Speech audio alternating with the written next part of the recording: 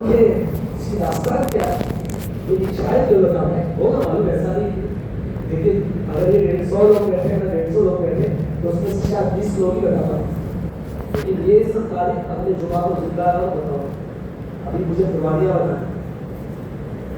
تو سب سے پہلے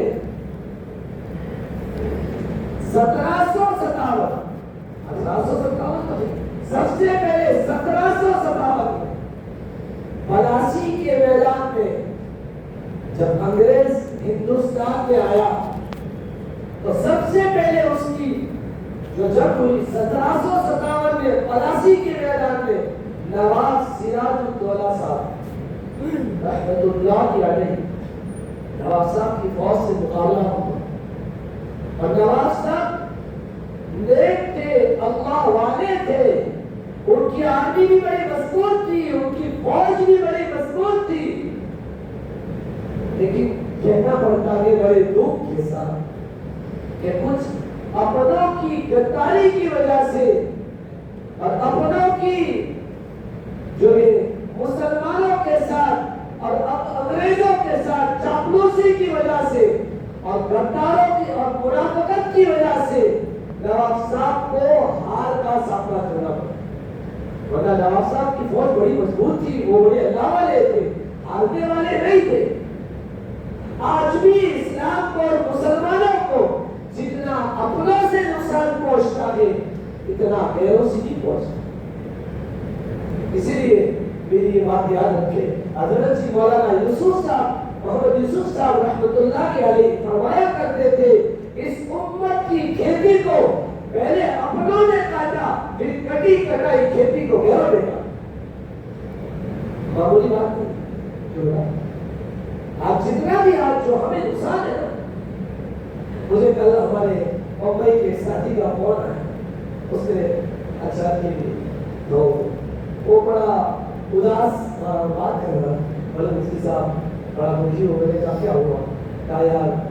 اپنے ساتھی نے میری جو ہے ریکھی کر دی، خبر کر دی، اور میرا سارا مال جو ہے آ کے اٹھا لے. تو وہ بول رہا تھا کہ ان سارے جو دوسرے لوگ ہیں دوسرے مذہب ہیں انہوں نے خود تکلیف دی، بولے مجھے بہت تکلیف، حالانکہ میں اس کو ہفتہ نہیں دے رہا ہوں. آج اتنا مسلمانوں کو ہفتوں سے نقصان ہے اتنا کیوں؟ اس کے بعد انگریز آگے بڑھا اور 1799 عیسوی میں سری لنکا پٹنم کے میدان پہ انگریزوں کا مقابلہ ہندوستان کے شیر سلطان ٹیپو شہید رحمت اللہ علیہ، ان کی فوج جن کو اللہ تعالیٰ نے سلطنت خدا داد دی تھی، خدا کی اللہ کی دی ہوئی سلطنت تھی. اور حضرت سلطان ٹیپو شہید رحمت اللہ علیہ کا فوٹو آپ لوگوں نے دیکھا ہوگا بک میں، بغیر داڑھی کا غلط تصویر. حضرت سلطان ٹیپو شہید رحمت اللہ علیہ کے بارے میں ایک لفظ کہتا ہوں، شیخ الاسلام مولانا سید حسین احمد مدنی رحمت اللہ علیہ فرمایا کرتے تھے کہ حضرت سلطان ٹیپو شہید رحمت اللہ علیہ اپنے زمانے کے کتب و ابدال کے سردار تھے، ولی نہیں، کتب و ابدال کے سردار. زندگی میں کبھی تہجد فوت نہیں ہوئی، اور جس دن انگریزوں سے مقابلہ ہوا سری لنکا پٹنم کے میدان میں، اس دن بھی تہجد پڑھی اور اس دن بھی فجر پڑھی، قرآن پڑھا، اور کچھ اپنوں کی غداری کی وجہ سے اس وقت سلطان ٹیپو شہید رحمت اللہ علیہ اور آپ کی فوج کو شکست کا سامنا. بڑے دکھ کی بات ہے، اتنا بڑا شہنشاہ اللہ نے دیا تھا جس کی نگاہیں اور جس کا دل غرور اور پاکیزگی سے بھرا ہوا تھا، اللہ جس کے قدموں میں فتوحات کے دروازے کھول رہا تھا، لیکن جب اپنے غدار بن جاتے ہیں تو اللہ تعالیٰ اپنے بچوں کو اٹھائے. جس دن شہید ہوئی کسی انگریز کی ہمت نہیں ہوئی، اتنی باروق شخصیت تھی کہ قریب آنے کی ہمت نہیں ہوئی. بعض مورخین نے لکھا ہے کہ 3 دن گزر گئے، اس دم تک کوئی نہیں آیا. 3 دن کے بعد انگریز کا ایک بڑا افسر جنرل لارڈ ہارس اس کا نام ہے، وہ کر سلطان ٹیپو شہید رحمت اللہ علیہ کے لاش مبارک کے پاس آ کر اس نے سینے کے اوپر بیٹھ کر انگریزوں کا جو جھنڈا جس کو یونین جیک کہا جاتا ہے اس نے رکھا اور اس نے جملہ بولا آج سے ہندوستان ہمارا. مسلمانوں کے پاؤں اکھڑ اور آپ کو تعجب ہوگا اور اللہ کے بندوں وہ اسلام کا کلمہ پڑھنے والوں اللہ نے تمہیں بڑی صلاحیت دی ہے. اس جنگ میں حضرت سلطان ٹیپو شہید رحمت اللہ علیہ نے سب سے پہلے راکٹ کا استعمال کیا تھا. جب وہ بڑی گھری ہوئی راکٹ بچ گئی تھی انگریز اس کو اٹھا کر کے اپنے ملک میں لے گئے اور اسی سے آج جتنی بھی ٹیکنالوجی ایجاد کی ہوئی ہے یہ حضرت کی برکت سے. اور پڑھتے ہی تو معلوم نہیں کیا ہوگا بولے سب گورے ہی کرتے کو معلوم نہیں کیا. پڑھتے نہیں اتہاس میں بار بار شکایت کرتا ہوں پڑھو بھائی سیرت کو پڑھو اتہاس کو. جو قوم اتہاس نہیں پڑھتی اس کے طرف بڑھ جاتے ہیں اس کو اجنبی سمجھا جاتا ہے. اس ملک میں ہو رہے نا یہ قصور ہمارا ہے. ہم نے اپنے رب کو ناراض کیا ہے. ہم نے اپنے بزرگوں کی قربانیوں کو نہیں سنا. بار بار کہتا ہوں 15 اگست 26 جنوری بنایا کرو. کیوں نہیں بنائیں گے؟ ہمارے بزرگوں کی قربانیاں. اس کے بعد انگریز آگے بڑھا اس کی طاقت بڑھی اور دلی کی طرف آگے بڑھنے سے پہلے اس نے بہادر شاہ ظفر جو ہے ان کو پہلے یہ نظام الدین مرکز کے سامنے وہ ہمایوں کا جو مقبرہ ہے وہاں پر ان کو قید کیا گیا اور قید کر کے ان کے نوجوان بیٹوں کو قتل کر کے اور ایک کھنچے کے اندر صبح صبح ان کے 4 بیٹوں کے جو سر کو قلم کر کے اور اوپر سے اچھا کپڑا اڑا کر کے صبح صبح بادشاہ کے پاس ناشتے کے لیے لایا گیا.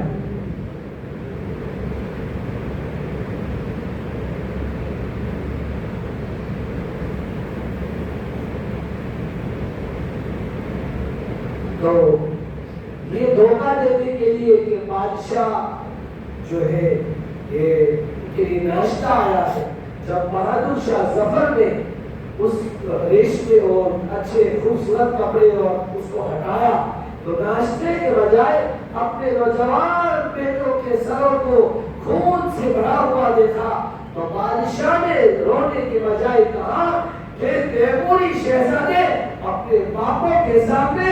اس طرح سرخ روح ہو کے آیا کرتے ہیں. مجھے اپنے بچوں کے اس انجام پر فکر نہیں ہے. میں اپنے بچوں کے اس انجام پر فخر محسوس کرتا ہوں. بڑی خوشی کا لمحہ بادشاہ نے اس وقت ظاہر کیا. اور پھر جب انگریز آگے بڑھا اور جب اس کی طاقت کو دلی کی طرف کوچ کرنے کے لیے ارادے سے آگے بڑھا تو 1806 عیسوی کے اندر حضرت شیخ عبدالعزیز صاحب محدث دہلوی رحمۃ اللہ علیہ جو دہلی کے قبرستان مہدیان میں بیٹھ کر حدیث پاک کا درس پڑھایا کرتے تھے حضرت نے اس زمانے میں پرسین فارسی زبان کے اندر اس وقت ہندوستان کی نیشنل لینگویج جو تھی پرسین زبان تھی. تھوڑا یاد ہونا چاہیے کو بھی کیا تھا کیا یاد کر لیتے سبق ہے نا. پرسین زبان ہماری ہندوستان کی نیشنل لینگویج. تو حضرت نے فارسی زبان میں فتویٰ ظاہر کیا کہ ہندوستان آج سے غلام بن چکا ہے. اس کو آزاد کرانا ہم سب کی ذمہ داری ہے اور اس کو آزاد کرانا ہم سب کے اوپر فرض ہے. حضرت کے فتوے سے ایسی آگ ملک میں لگ گئی اور ایسا شور برپا ہو گیا کہ لوگوں میں انگریز کے خلاف کھڑے ہونے کی طاقت پیدا ہو گئی اور لوگوں میں ہمت آ گئی کہ اب سے ہمیں ہندوستان کو آزاد کرنا. پھر یہ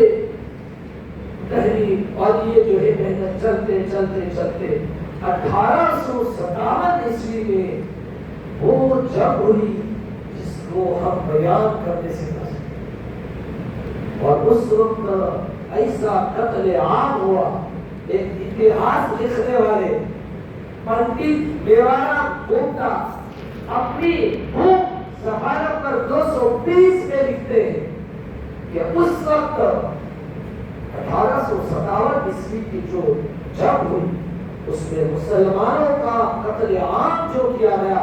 55,000 उलमाए किराम को फांसी दी और 5 लाख मुसलमानों का कत्लेआम हुआ। मेरठ से लेकर दिल्ली तक, आपको कई होंगे शायद, मेरा तो जाना भी हॉस्पिटल लंबा से, वहां पे जितने दरख्त थे वहां हर दरख्तों पर फांसी की रस्सियां लटकाई गई कि जो भी दाढ़ी टोपे वाले मुसलमान को देखते थे अंग्रेज उनको लटका देता था। और इसे डायरेक्ट फांसी नहीं देते थे, उनको बड़ी सख्त अज़ियतें दी जाती थी, उनको बड़ी सख्त सजाएं और जुल्म किया जाता था, जो है जिंदा चाकू से काटा जाता था, सांप बिच्छू छोड़े जाते थे, बड़ी सख्त सजाएं दी गई। और उस जंग के अंदर मेरठ के बाद में शामली में हमारे अकालीन और मुसलमान दीन जिनके नाम पर हम दम भरते थे, सांस लेते थे, मौलाना कासिम साहब नानोवी रहमतुल्लाह अलैहि, मौलाना मोहम्मद फजल साहब नानोवी रहमतुल्लाह अलैहि और बड़े-बड़े हाफिज जामिद शहीद रहमतुल्लाह अलैहि, मौलाना रशीद अहमद गंगोई रहमतुल्लाह अलैहि, बड़े-बड़े अकालीन जो थे उन्होंने इस जंग में शिरकत की और अंग्रेजों से बड़ा सख्त मुकाबला किया, उनको हराया, लेकिन पासा पलट गया और गद्दारी की वजह से मुसलमान वहां पर भी हार गए। इतनी सख्त सजाएं उस वक्त की हालात में हज़रत मौलाना मोहम्मद फजल साहब नानवी रहमतुल्लाह अलैहि जिनके नाम पर दारुल सहारनपुर की बुनियाद रखी गई। बड़ा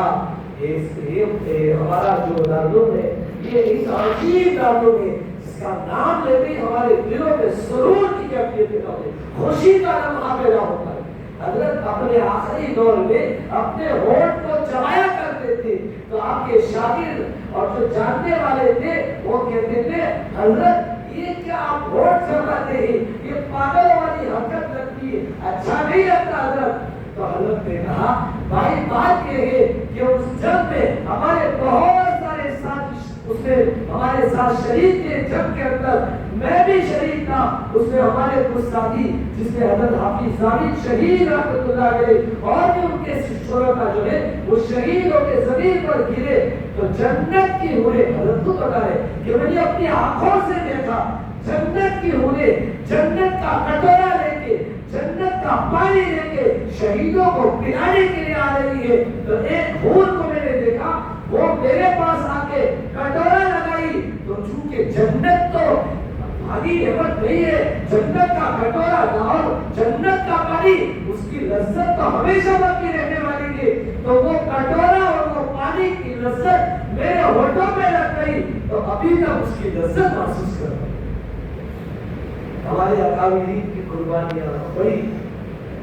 फिर ये जो है काफिला आगे बढ़ता गया और उसके बाद अंग्रेज की नापाक साजिशें हुई कि फौज पादरियों की जो है हिंदुस्तान में आने लगी और उनका एक नापाक मकसद था कि पूरे मुल्क के मुसलमानों को ईसाई बना दो, पूरे मुल्क को ईसाई राष्ट्र बना दो। तो इस फिक्र के अंदर हाजी इमदादुल्लाह मुहाजिर मक्की रहमतुल्लाह अलैहि रात रात अल्लाह के सामने सजदों में दुआ किया करते थे, हे अल्लाह हिंदुस्तान में मुसलमानों का क्या होगा, हिंदुस्तान में इस्लाम का क्या होगा, ये अंग्रेज तो पूरे मुल्क को मुर्तद करने पे आया है और उन हालात में न जाने कितने लोग इस्लाम छोड़ चुके। हमारे अकाबिरीन की लंबे लंबे सजदे, लंबी लंबी कुर्बानियां और उनकी जो है अल्लाह से आवाज़ारी, उसके सदक़े में फिर 1866 के अंदर दारुल देवबंद की बुनियाद रखी और उसका मकसद ये था कि इस मदरसे से, इस बड़े इदारे से हम ऐसे उलमा तैयार करेंगे जो इस मुल्क की आजादी के लिए कुर्बानी देते और ऐसे उलमा तैयार करेंगे जो इस मुल्क के अंदर इस्लाम और दीन और ईमान की बका के लिए मेहनत करें। और इस दारुल देवबंद के सबसे पहले शागिर्द हज़रत शेखुल मौलाना महमूद हसन देवबंदी रहमतुल्लाह अलैहि, वहां से पढ़ने वाले मौलाना इलियास साहब रहमतुल्लाह अलैहि, बड़े बड़े अकाबिरीन जो उस मदरसे से निकले نکلے ہوئے ہیں. حضرت شیخ الہند مولانا محمود الحسن دیوبندی رحمۃ اللہ علیہ کتنا بڑا اللہ والا آدمی, کتنے زبردست عالم دین, سنگل باڈی کا آدمی, لیکن کتنی زبردست فکر اس ملک کی آزادی کے لیے 40 سال اس ملک کی آزادی کے لیے وقف کرتے 40. اور ہم جو ہے فخر کے ساتھ یہ بات کہتے ہیں کہ اس ملک کی آزادی کے لیے اگر کسی کو ہندوستان چھوڑ کر کسی دوسرے ملک یوروپ میں لے جا کر وہاں کی جو مالٹا